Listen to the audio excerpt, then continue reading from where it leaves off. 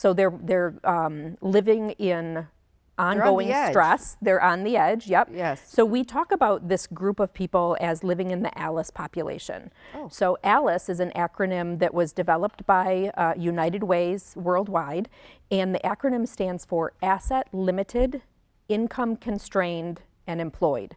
So these are people who fall into that threshold that we used to call the working poor. The opinions expressed in the following program are those of the producer and not necessarily those of WKTV Community Media.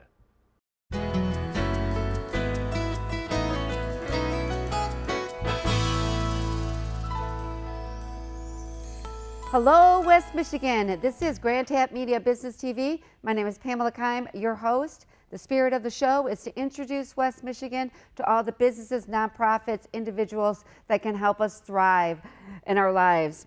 Well, we're going to be learning about a nonprofit. I've known this person for a while, and I wanted to have my show because not many of us know some of the nonprofits that we have in the community, what exactly they do, how they can help us. Sometimes we think we don't need them until an emergency, but you might be struggling right now and you might think, you know what, this may be good for me to give them a call and they're going to be able to help you in a situation. We are going to be learning today about Kent County Essential Needs Task Force.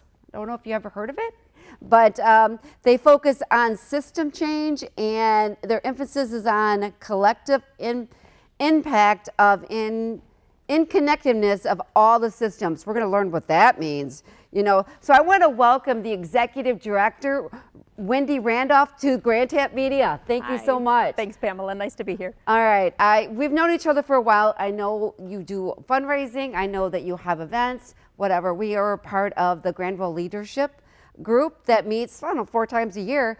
But I said, you know what exactly does Kent Essential do? Do I just call you when there's a tornado, when there's a 911, you know what I'm saying, a situation? Absolutely, yeah. All right, so you can tell us here in West Michigan, what do you guys do? Yeah, it's a great question. Our name is a little bit confusing for folks. So the Kent County Essential Needs Task Force is actually a convening entity. So we're not providing direct service, but we are bringing people together who provide those direct services and who plan for the challenges facing our community members.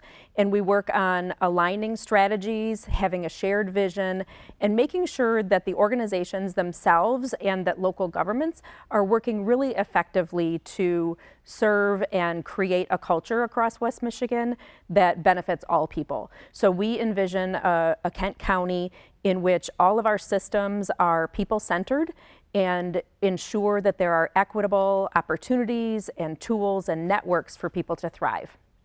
So was there an issue, can I ask, that's why you were started? There was something going on, something missing? Yeah. Or, you know, it's kind of United Way started their 211 because everybody was calling and we wanted one place to call. Right, right. So very similarly, back in the 1980s, our group was formed as the Emergency Needs Task Force.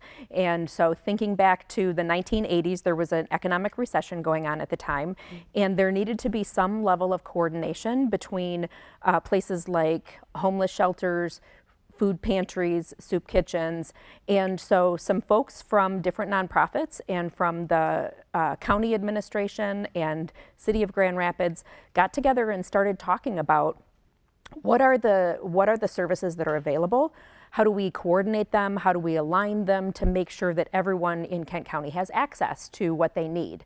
And eventually over time there was a recognition that these services are not just necessary in moments of crisis, but they really are essential for every household to be successful and to have what they need.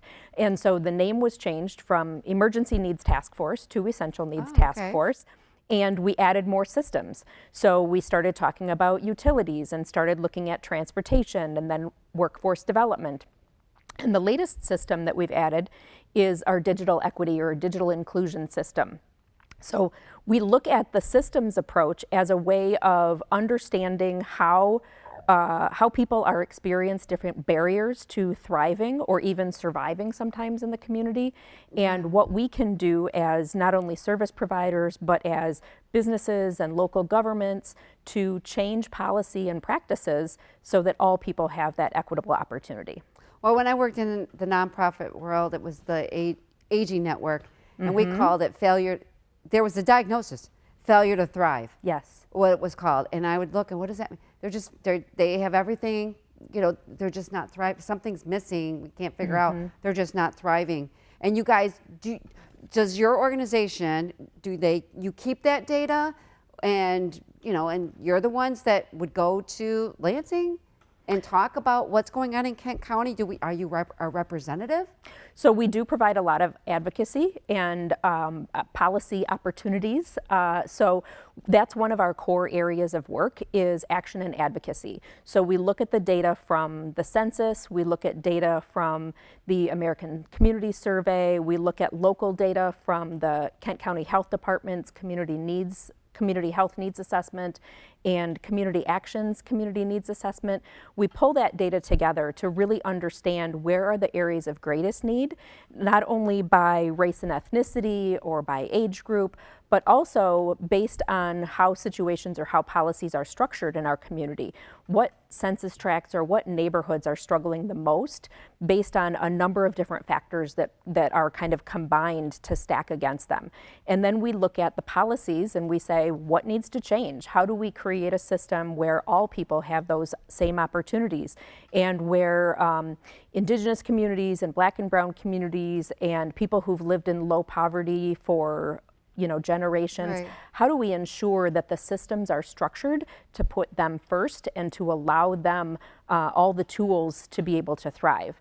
So yes, we do advocacy work both in Lansing as well as locally with our county decision makers and with a lot of institutional decision makers as well, thinking about employment practices or thinking about health practices or food distribution practices to make sure that those systems are set up equitably as well. All right, so you say you're under the umbrella of United Way? Yes. Because we work with United Way and we gave 211, which is the hotline, Yep. to find services to a lot of people because it was like, all right, we don't know, but if you call 211, yes, they would. Right. And right. Now, they would call you if somebody or another nonprofit call you. Who would be calling your department or your agency? Yeah, so we're working kind of on the back end of things. We're working behind the scenes to coordinate the conversations and help align the services that are being provided. So typically we're connecting with organizations that are providing services ahead of the game, and we're saying, what is your area of focus? How can we support you? How can we collaborate what you're doing with another organization or bring these concepts of a thriving future together? And then let's make sure that all of your service information is accurate in 211 so that people know that that's the place to call and they're going to get quality information. So we are promoting 211 with the organizations that we partner with, and we're also looking out into the community and identifying all the community organizing groups or nonprofits or business groups that are trying to provide some type of service to community members, and we're bringing them into our circle of conversation to make sure that we all have that shared vision and we're working on initiatives together so that we're reducing duplication a bit, right. But also making sure that we're filling all the gaps where services need to be really specialized. Well, that's one of the struggles. We were, when you work in the nonprofit, first thing is you realize there is a lot of like food pantries. We don't want to. How many do we really need in the city? Then you have your churches that have their food pantry, and so you have a staff and you are the executive director. What exactly are you like? Are you calling the nonprofits to get this information? Because you say systems. What does that exactly mean when you say a system? Yeah. So when we talk about systems, we're talking about the way things work together, right? So if you think of like a car engine, there are different components that have to work together for the car to be able to run. The same thing is true with, for example, a local food system. So if for the food system to be robust and to really benefit everyone in the community, there are all sorts of different components that have to work together effectively. So what we're doing is we're reaching out to people who work in those various components or people who are experience the food system as growers or shoppers or whatever the case may be, and we're talking to them about what helps them be successful. So when we think about the food system, and we launched the Kent County Food Policy Council just in 2021 as a way to really focus on that infrastructure component of the food system. So when we think about the food system, we're thinking about growing and harvesting food. We're thinking about processing and distributing food. We're thinking about food access, which is really the need portion that people are most kind of in tune to. And then we're talking about food waste and food recovery. So we're talking about all the different components of that system where there are policies and decisions being made, where there are people who are very successful and are maybe to some degree taking advantage of others unknowingly or unwittingly. Okay. And then there are people who are really struggling, who are not being supported in the way that's necessary or appropriate for their part of the system to be effective for them. So that's often where we see people who are food insecure. We hear that word a lot nowadays. Yeah, absolutely. So what that means is they are not in a situation where they have choice and autonomy over their food, and oftentimes it's because of their income. So being food insecure often means that you're relying on subsidies or food assistance, maybe through SNAP benefits or a bridge card. Maybe you're also supplementing the food available to you through pantries or other opportunities where maybe you have some market tokens or things like that. Oftentimes, we talk about food affordability. And the reality is that healthy food should be the most prized food because it keeps us, it sustains our bodies and our minds, right? But at the same time, we don't want to reduce the cost of healthy food because we want the growers and producers to be successful as well. We want to have that kind of economic cycle where everyone is successful. Unfortunately, what we've seen in many systems, and including the food system, is that sometimes big corporate structures get in the way, and so they try to produce a lot of food at really low cost that ends up being very low in nutrition. And so that's why we see health outcomes like obesity or heart disease, because what's most affordable to people is food that is less quality. So we're unpacking all of those conversations. We're taking that complexity apart and we're talking about what needs to change. How do we talk about healthy food? How do we talk about a thriving food system? And how do we get our pantries and our markets and our grocery stores to focus on the right things so that everyone has an opportunity to really fulfill what they need for their bodies and their minds? Well, going down that rabbit hole, because you figure with people that aren't able to afford the basic needs today, some of the people, I mean, there is because of inflation that's happening. You have somebody maybe working 2 jobs, right? Trying to raise a family, you know, or husband, and then they're going to the grocery store, buying the most convenient because of time. Sure. Right?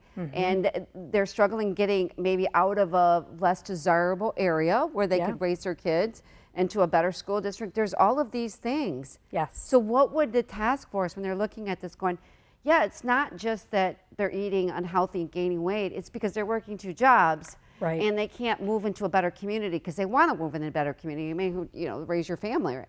And they're just, there's only so many hours in the day. Right. So this, you start to unpack it all and you're just like, okay, this all starts with, because of cost of living, housing. I mean, what are your thoughts on going down this rabbit hole that most people are experiencing in our community now? Yeah, you know, that's a really good path to follow in conversation because it gets people thinking about all the different components or aspects of their life that contribute to whether or not they and their children and their elderly family members can really feel fulfilled and you know, be successful.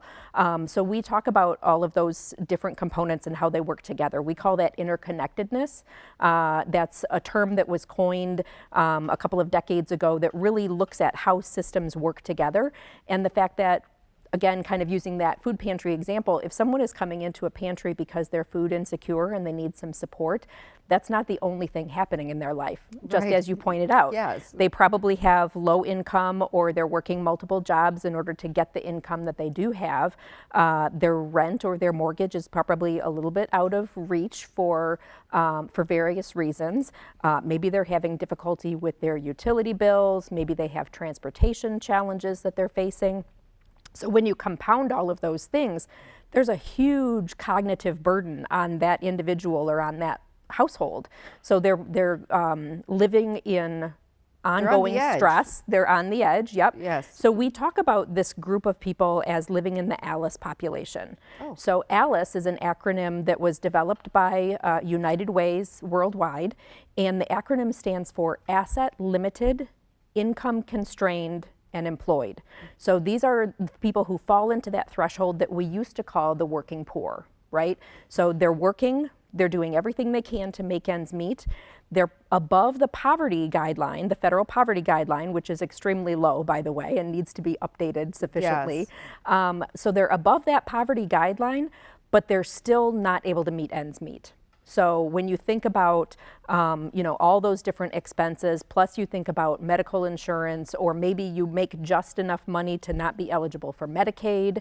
When you think about child care costs, when you think about other factors that play into someone being able to make ends meet, there's that threshold of income that takes you from that poverty line to a place where you're stable, where you're not living from paycheck to paycheck, where you're not in a position where one car repair or one medical bill could put you in crisis, right? Yeah, one car repair. Yeah. Exactly. I got my car fixed not too long ago, and it's just like, right off the bat, it could be $1,200. Right. $1,500, $2,000, because you don't maintenance it Right. because you're living on the edge. It's like, I don't have Exactly. time. I'll let the red light, my car's still running, you get a little warning, right? Yeah, And yeah, then all and of you a don't sudden have it time leaves, and right, the I can't afford to have finances. my car in the Yeah. shop for 3 days, 5 Right, days. right. Because of that. So when we think about the people living in Kent County, 10% of our countywide population is living in poverty or below that federal guideline level. The state average is about 13%. So, overall, Kent County is doing better than the state when it comes to people living in poverty. Well, we also have 23% of our population who's above the poverty threshold, but still not able to make ends meet on a regular basis. They're still in what we call that ALICE threshold. So they're living paycheck to paycheck. They often have no opportunity to save money. They're probably moving their bills around to cover one payment and then kind of try to make ends meet, or maybe do some side jobs in order to cover another bill payment. So that's often where things like food and transportation are the first areas where people let things go a little bit, because there is a good food pantry system in place. So if they need to pay their utility bill or they need to pay their rent, they might have to forego some of the food that they're purchasing out of their own pockets because they don't have enough to do all of it, right? Yes. It's very so stressful, and I think it too, is. the thing too that has grown in our society, well, at least reports of it has been mental health. Yes. People are needing more of those services, and it could be with what we're seeing today is stressful. We've all gone through a lot since 2020, some people haven't recouped back.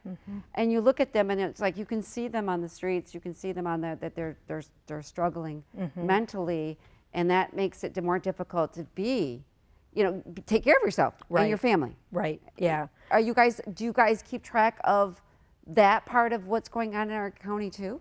Yeah, so we really try to bring together those types of connections to the mental health system into the conversations that we're having. So we're trying to talk with our local nonprofits and other service agencies about how they're interacting with the people that they're serving, so they're not creating more of that stress or adding to that burden that people are feeling.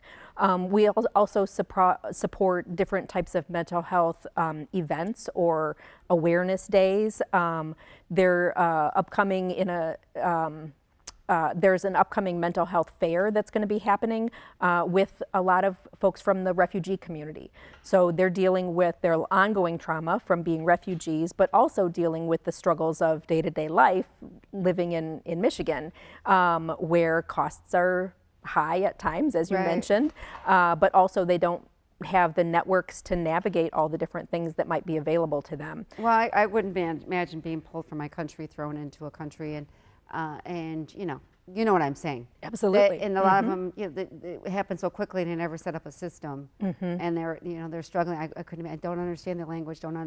As my husband, the nuance. Like you don't know what not to do. Yep. What is acceptable in your country may not be acceptable here. People might think you're odd, and that's the last thing you want to be is considered. Right. That I don't fit in. Or is there anything I haven't covered in this interview that you'd like, the people to know? What if they see your logo, they see, because you guys do. You are on banners and stuff that we haven't shared. Sure. I think the big thing is that it is possible for everyday folks to get involved in systems level work.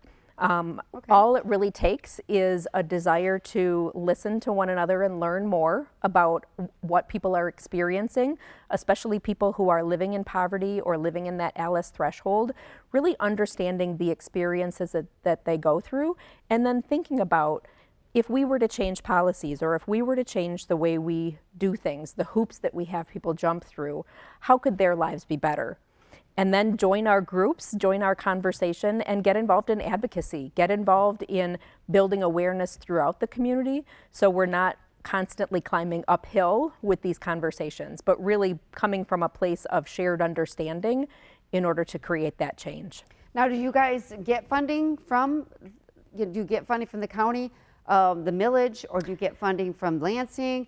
How is it that you are able to have the staff that you have and you're part of that? Yeah, great question. So we do get a little bit of funding from the county, from county administration. We get a little bit of funding from City of Grand Rapids. Our housing sister group gets funding from the City of Wyoming. And then we have a lot of grant funding from foundations. So we're really fortunate that there are foundations who are really dedicated to seeing families and children thrive, seeing people have that equitable opportunity and equitable outcomes. So just to name a few, the W.K. Kellogg Foundation, the Michigan Health Endowment Fund, MSU's Center for Regional Food Systems. We really have some great partners that support the work that we do. Well, that's really good to know. And now when I think about you, I will think about you as the County Essential Task Force, which it sounds like, you are the people that come out when there's a 9/11 or there's a tornado, right? It's similar to the Red Cross, you get that. Yeah. All right, these are the services that are available. And then you're under the umbrella United Way, but for the folks out there that need pantry information, or maybe they can't afford their apartment any longer, you understand, with everything going on, they would call what? 211. 211. Yes. Right. Yes. And I would call you when? When you want to get involved in advocacy. When you want to see a change, and when you're questioning why are all these emergencies happening? Why is there always a household or a family or a whole group of people that are in crisis? That's when you get a hold of us and work with us so that you can work on that behind the scenes if work. You want to make a better community. Exactly. Right. I want a better Kent County. I want better systems, and maybe work with the churches. What are you guys doing? What are you seeing in the because they're right there too. They're dealing with it too, even though you guys are, but they're on the ground level and they're dealing with families every day. Yeah. And how can we have look at us, and if we did call you and say, okay, these are the systems. This is what we've gathered. This is our data. This would be the best where we might need some more low-income housing. And I hate to say the low-income housing. I think I started off, in a starter home. I don't think it's low-income. I think I started off apartment, got married when I was married, and then we moved a year and a half into a house that was only worth $22,000, and then in a city, and then we kind of moved up. Right, and that's what you want everyone to be able to do. Right. When I was young, when I was in my 20s, this is what I was. When I turned into my 30s, it was, 5 acres somewhere. Does that make sense? Yeah, it absolutely makes sense. Unfortunately, not everyone is coming from that same background. Right. Not everyone has the ability to save for a down payment for a home. Not everyone has the opportunity to get a higher education or get a credential in order to make an income where they can afford even everyday rent or their everyday expenses. So those are the types of things that we're really working on deconstructing. You know, what are those structures in place that are holding people back, and why do we continue to perpetuate those same structures? Let's have some really difficult conversations to talk about those structures and dismantle them so that we can ensure that everyone has those same opportunities. Well, that's what I want to. And when I have nonprofits on, I'm like, okay, I see the problem. Like it's similar if you're feeding children, you know, okay, but how can we in 5 years or 10 years, you know, Right, generation-wise, right. how can we help prevent this? What do we have to do with their families? What do we have to do with their parents? Maybe have a different career change, right? And so the next generation would be stronger. That's what Right. I want to do, is make the other next generation stronger on what we have today. Absolutely. Does that Absolutely. kind of, Yeah. Those are the types of things that we envision and we discuss regularly. Yeah. All right, so how can, Wendy, how can people look in that Yeah, camera, how can yeah. they reach you if they want to be involved in making a better Kent County? I love that idea. Yeah, right? Where can we at? absolutely. Yeah. So anyone can go to our website, which is entfkent.org. So entfkent.org.